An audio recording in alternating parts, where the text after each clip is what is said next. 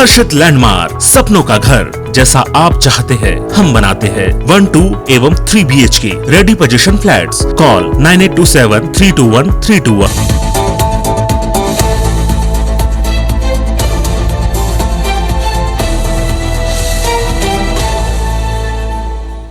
नमस्कार, मैं हूं संदीप शुक्ला और IBC 24 के खास कार्यक्रम सवाल आपका है। मैं आप सभी का एक बार फिर से स्वागत करता हूं। इस खास कार्यक्रम में हम आपको दिखाएंगे एक बड़ा लैंड स्कैम। नया रायपुर के आउटर में सरकारी कर्मचारियों से, बैंक के अधिकारियों से, कर्मचारियों से सस्ती जमीन दिलाने के नाम पर बहुत बड़ा फर्जीवाड़ा हुआ है और ठगे जाने वालों की संख्या हजारों में है। आपको पहले एक तस्वीर दिखा देते हैं। जो लोग हमारे साथ जुड़े हैं, आप देखेंगे उम्रदराज लोग हैं। इनमें से कई लोग रिटायर हो चुके हैं, कई रिटायर होने वाले हैं। और आपको बता दें कि इनके साथ हुआ क्या है। इन्हें कुछ जमीन के दलालों ने या कथित कॉलोनाइजर ने ठगा है सस्ती जमीन दिलाने के नाम पर, किस्तों में दिलाने के नाम पर। और ये नया रायपुर में ये सिलसिला अभी भी शुरू है। आपको फोन आते होंगे कि 150-200 रुपए में नया रायपुर में आपको सस्ती जमीन दिलाएंगे। 5,000 रुपए, 10,000 रुपए देकर आप जमीन के मालिक बन सकते हैं। ना तो उन जमीनों का डाइवर्शन होता है, ना लेआउट पास होता है, ना ही रेरा में रजिस्ट्रेशन होता है। बहुत सारे लोग हैं, 50-50 लाख रुपए तक लोगों से ठगी की गई है। तो सीधे पीड़ितों के पास ही जाएंगे। एक बुजुर्ग हमारे साथ है, रिटायर हो चुके हैं। और सबसे बड़ी बात है, ये धूप में बैठ नहीं सकते, इसलिए सबसे पहले इन्हीं से ही जानकारी लेंगे। कैसे ठगी हुई है, किसने ठगा है और कैसे ठगा, आपको ये बताया सामने देखिए। सर, मैं गवर्नमेंट स्कूल में उस समय कार्यरत था सर। मैं वहां से चाय पीने के लिए शिवाका होटल ठीक सामने हमारे स्कूल के था, वहां आया हुआ था। वहां पर विजेंद्र भटनागर नाम का व्यक्ति, जो अपने को बिल्डर बता रहा था, 3 आदमी के साथ वो भी पहले से चाय पी रहे थे।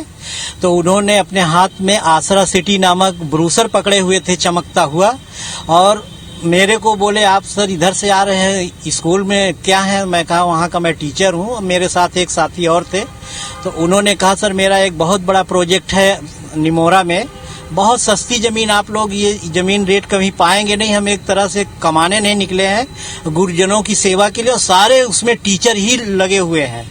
तो उसमें हमारे बहुत सारे टीचर ले चुके हैं। BKS रे साहब का भी उसमें है, आप पता कर लीजिए। आपके शिक्षा विभाग झांसा दिया बड़े लोगों का झांसा देते हुए सर हमको उन्होंने कहा कि 110 रुपए फीट में है और किस्तों में है, एक साथ भी नहीं, आपको किस्त में देना है। तो हम उनके लालच में आए और हमने अपने अनेकों दोस्तों मित्रों को भी बताया सर, अपने बेटी दामाद को बताया। हमारे बेटी दामाद और हमारे मित्रों का सबका मिलाकर 48 लाख रुपए मैं उनको दिलाया हूँ सर। तो अभी भटनागर से मुलाकात हो रही है और नहीं हो, और भटनागर जी जो है, अब हमारे दोस्त मित्र और दामाद सारे लोग अपने प्लाट के बारे में हमसे पूछते हैं कि हमारा प्लाट कहाँ है दो। तो हम जब भटनागर के पास जाते हैं तो वो गेट पर उनका नौकर आता है और कुत्ता, 2 लोग आते हैं साथ में, और कुत्ता भौंकता है और नौकर कहता है भैया नहीं है। मतलब कुत्ता छोड़ दे रहे हैं, वो कुत्ता छोड़ रहे हैं। उनका घर भी मैं देखा हूँ, हनुमान नगर में है।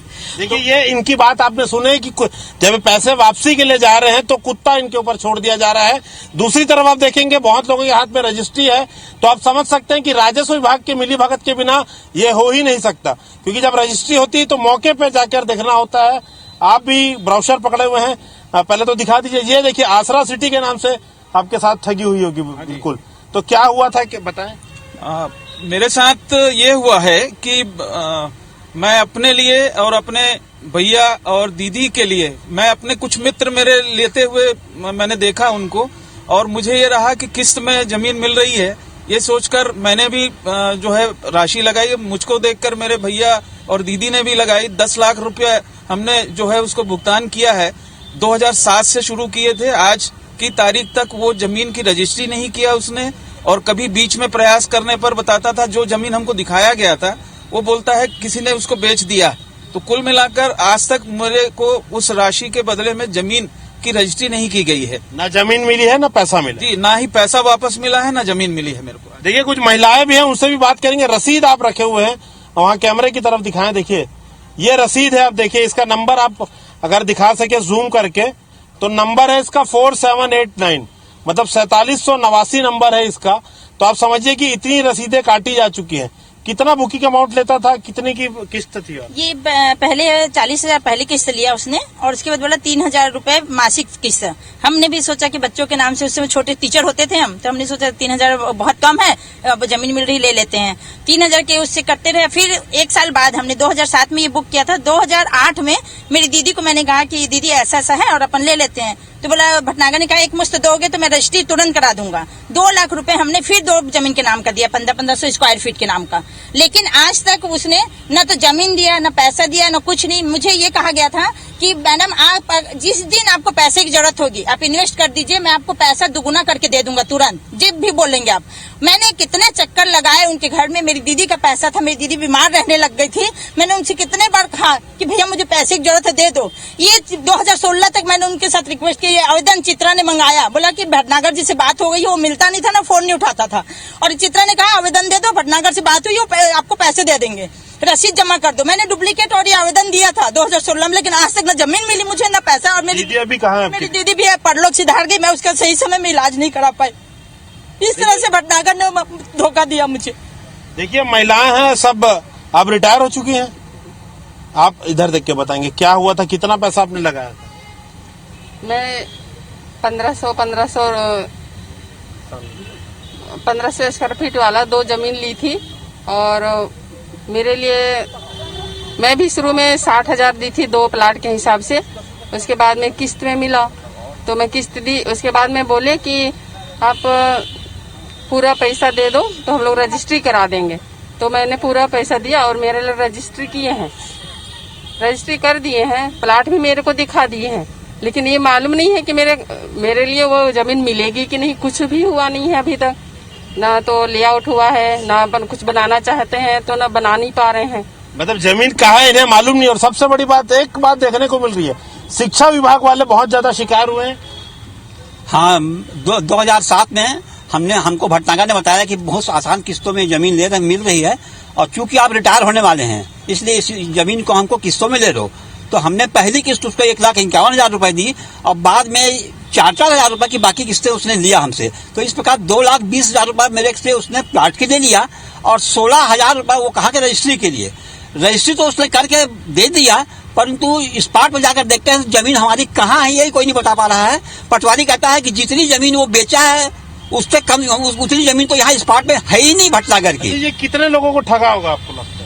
ये लगभग हमारा अनुमान है कि 1 से 1,500 लोग जो है विभिन्न शासकीय कर्मचारी हैं। सबसे बड़ी विडंबना ये है कि विभिन्न विभागों के, जैसे हम लोग का ग्रुप जो है शिक्षा विभाग से जुड़े हुए हैं, कुछ बैंक के हैं, कुछ रेवेन्यू के हैं, अलग अलग शासकीय कर्मचारी ही ठगे गए हैं। शासकीय कर्मचारी ठगे, और ऐसा नहीं कि शिक्षा विभाग के लोग ठगे हैं, इसमें बैंक से जुड़े लोगों का भी विश्वास जीत कर उसने विश्वासघात किया है। और अकेले लिमोरा नहीं बल्कि अटारी है, चंद्रीडी है, वहाँ के भी लोगों को उसने शिकार बनाया है। आप लोगों के साथ भी ठगी हुई है, बताएं। चंदन से हम लोग क्या उस समय बैंक में थे, वो हमारा वैल्यूड कस्टमर एक था, वो आया, हम लोगों को कन्विंस किए, हम लोग उनका जमीन लिए। उसके बाद जमीन लेने के बाद पूरे रजिस्ट्री कराए। उसके बाद जो उन्होंने गायब हुआ, उनको घर जाते हैं तो कुत्ता को छोड़ देते। हमसे उनसे मिलना मुश्किल है। वो चित्रा करके उनका असिस्टेंट है, वो भी बोलता है जो उसका कुछ हो नहीं पाएगा वो जमीन का ये छोड़ दो, आप लोग आशा छोड़ दो। हम लोग कई बार फोन लगाया, हम लोग एकदम विफल होकर बैठे हैं। हमारा पैसा बहुत ज्यादा मुश्किल में फंसा हुआ है।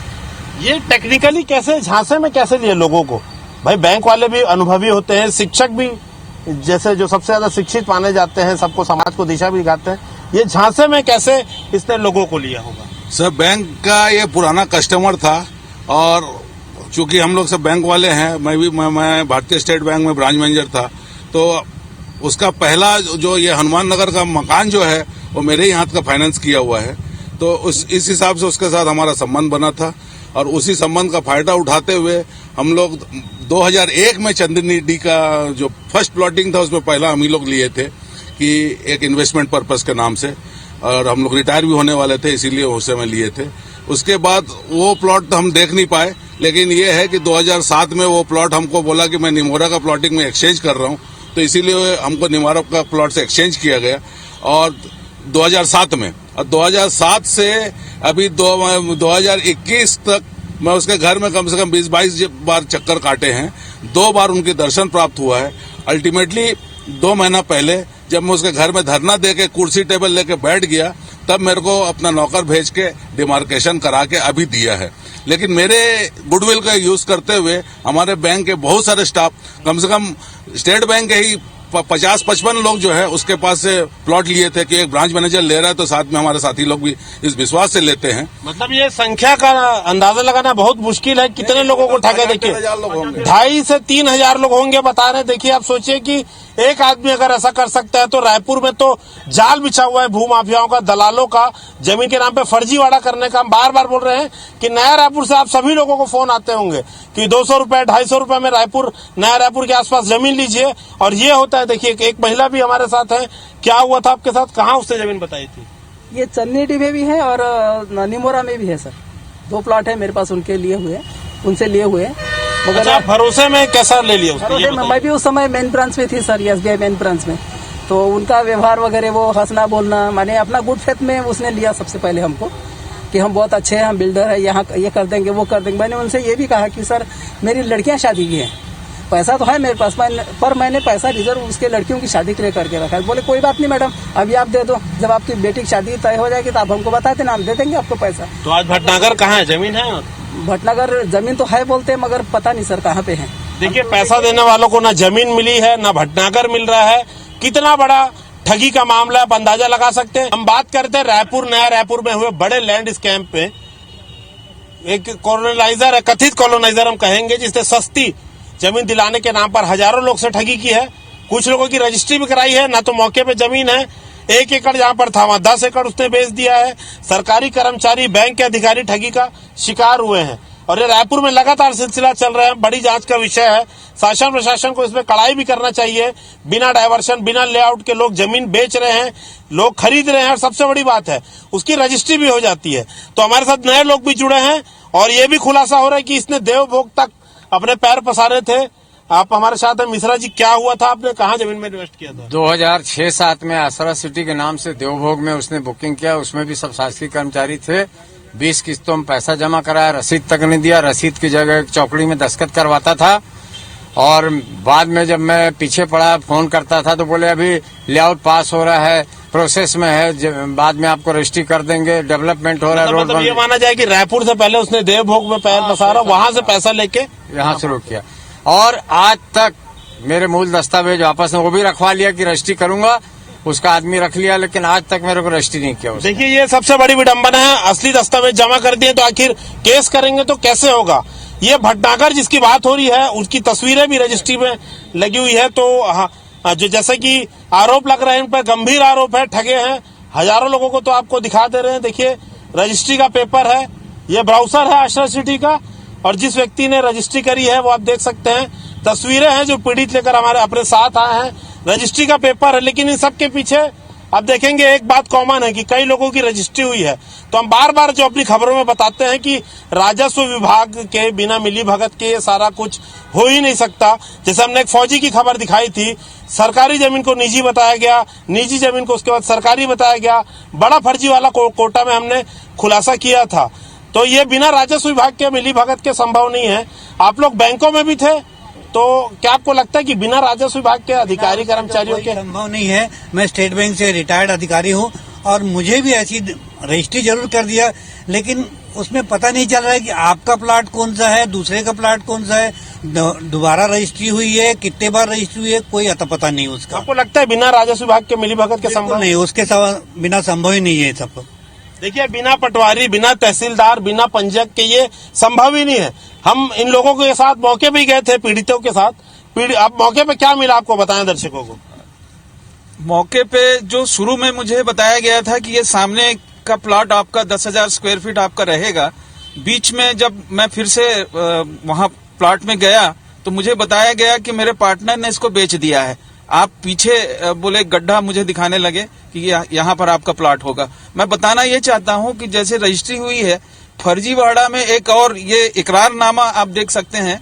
इसमें इकरारनामा में उसी के नाम से इकरार हुआ था कि हम इतना प्लॉट जो है इतना पैसा ले रहे हैं हम इनसे और ये जमीन इनको देंगे। ये इकरारनामा की रजिस्टर्ड जो स्टैम्प पेपर होता है उसमें इकरारनामा हुआ था, उसी के नाम से हमने प्लॉट का इकरार किया था। और ये भी जुटला गया है आज की तारीख में। इसके लिए कुछ फर्जी है। अच्छा, दूसरा वहाँ तो खरगोश पालन हो रहा है, फार्म हाउस बन गए हैं, जो जमीन आप लोगों को दिखाई गई। हाँ, वहाँ पे खरगोश पालन मतलब केंद्र बना हुआ है और जमीन जो है ये जमीन आपके सामने में है और ये आपको मिलेगा। ऐसे करके मैं पत्नी के नाम से लिया ताकि उसमें 2% रजिस्ट्री जो है कम लगता है। उसके पश्चात मैंने नामांतरण भी करा लिया और नामांतरण के पश्चात सीमांकन वो नहीं कर पा रहा है कि कौन सा जमीन आपका है, आप मेरे को मैं बाउंड्री करवा दूंगा ऐसे करके बोले। दूसरे फोन नंबर से वो बात करते हैं, कभी कभी उठाते हैं, लेकिन नामांतरण के लिए लेने के बाद मैं फिर पुनः मतलब उससे बात किया तो बोले पैसा मैं आ रहा हूँ बाहर से, अभी बाहर हूँ, आने के बाद फिर मेरे को पैसा देना तो मैं उसका बाउंड्री करवा दूंगा। अच्छा, अभी भी पैसा चाहिए उनको। कितने सालों से घुमा रहे ये व्यक्ति? ये तो सर पूरा हो गया कम से कम 17 साल हो गया, 17-18 साल हो गया। जब भी हम उनके पास जाते हैं किसी न किसी बहाना करके वो टाल देते हैं और हम कर रहे हैं आपका ही काम कर रहे हैं इस प्रकार से बोल करके हम लोग एक ब्लैकमेल टाइप का बात करते हैं। और ये तो पूरा हमारा पैसा पूरा तो डूब ही गया सर। हम तो इसके बहुत चिंतित हैं। हमारे बच्चों का हम कैसे करेंगे, उसी के नाम से लिए हुए थे और आज हम देखते हैं तो हमारे जमीनी स्तर पर कुछ भी हमको दिखाई नहीं देता है। हम तो बहुत चिंतित हैं सर, हमारे क्या होगा। देखिए 10, 12, 15 साल से ये ठगी का रैकेट चला रहा है। 2014 तक 15 तक इन्होंने जमीन जो है बेची है। महिलाएं भी आप बता रही थी कि कितने प्लॉट आपने लिए थे, थोड़ा डिटेल बताएंगे? मैं एक ही प्लॉट ली हूँ, 1500 स्क्वायर फुट ली हूँ और जब उस समय ली थी तो मैं यहाँ पे आती थी चित्रा के पास यहाँ पे, तो मेरे को बैठा के रखती थी 1 घंटा 2 घंटा बैठ जाती थी। फिर हाँ अच्छा, एक मिनट, आपको चित्रा का नाम बार बार आया, चित्रा है कौन ये चित्रा सर वो थी जो हम लोगों से पैसे वसूल करती थी और रसीद काट के देती थी और जब हम मासिक किस्त नहीं पटा पाते थे तो फोन करती थी कि आप लोगों का पैसा भिजवा दो, तो हम लोग अच्छा, मतलब वसूली के लिए फोन आता था। हाँ। अच्छा, आप ये ऑफिस जाती थी तो क्या होता था? वही बैठी रहती थी, फिर आ रहे हैं भटनागर बोल के बातें ऐसे इधर उधर घुमाती थी, फिर मैं उठ के चली आती थी। फिर आप कौन से विभाग से हैं और क्या हुआ था आपके साथ? इधर सामने देखते। मैं जेल विभाग से हूँ सर। वही 1500 स्क्वायर फीट हम लोगों का भी है, वही किस्तों में दे रहे थे तो हम लोग भी मतलब बुक कर लिए, बच्चे लोग हैं बोल के आगे काम आएगा बोल के सामने देखते बुक किए हैं। कितने लोगों का समूह है आप लोग का जो ठगा गया है? ये हम लोग साथ में है मैडम लोग सब। उसके बाद में और भी पता नहीं, तब किस्त जमा करने की तो अलग अलग डेट में अलग अलग लोग आते थे तो बता नहीं सकती हूँ, लेकिन और भी बहुत सारे होंगे। तो आप देख रहे हैं कि रायपुर, नया रायपुर, अटारी, चंदनीडी कितने लोगों को ठगा, इसकी संख्या का जो है अंदाजा लगाना लगभग असंभव है। जी, आप कुछ कहना चाह रहे थे? ये इन्हीं के सहपाठी हैं प्रफुल्ल शर्मा, उन्होंने भी कलेक्ट्रेट के करीब 40 स्टाफ लोगों को उन्होंने जमीन दिया है तामासिवनी में, लेकिन न जमीन का पता है न कुछ पता है। और वहाँ पर न तो नाली है, न पानी है, न सड़क, न बिजली, कुछ भी व्यवस्था नहीं है। वैसे ही खाली पड़े हुए प्लाट का ही पता नहीं लगता कहाँ पर है। ये एक नया खुलासा हो रहा है। भाई साहब हमारे साथ जुड़े हैं, ये बता रहे हैं कि कलेक्ट्रेट के रायपुर कलेक्ट्रेट के 40 से ज्यादा लोग जो है ठगी का शिकार हुए हैं। और जैसा बता रहे हैं कि उसने झांसा दिया था कि कलेक्टर ने भी खरीदा है। जी, हमने कलेक्टर विवेक देवांगन जी हैं, वो आपके कलेक्टर, हमने उनको भी प्लाट दिया है। और ये जमीन सड़क जो है यहाँ से नेशनल हाईवे निकलेगा, उसमें आप लोगों को सब फ्रंट में आ जाएगा और इसको हम लोग 6 महीने में डेवलप करके दे देंगे। लेकिन आज 12 साल हो गए, ना उन्होंने डेवलप किया ना कुछ किया। लोकेशन क्या बता रहे हैं? लोकेशन में खाली बता रहे हैं। और इलाका तामासिवनी है, वो एक नाला है, नाले से ऐसे अंदर में बताया, पहले फ्रंट बताया, अभी बता रहा है नाले से अंदर में।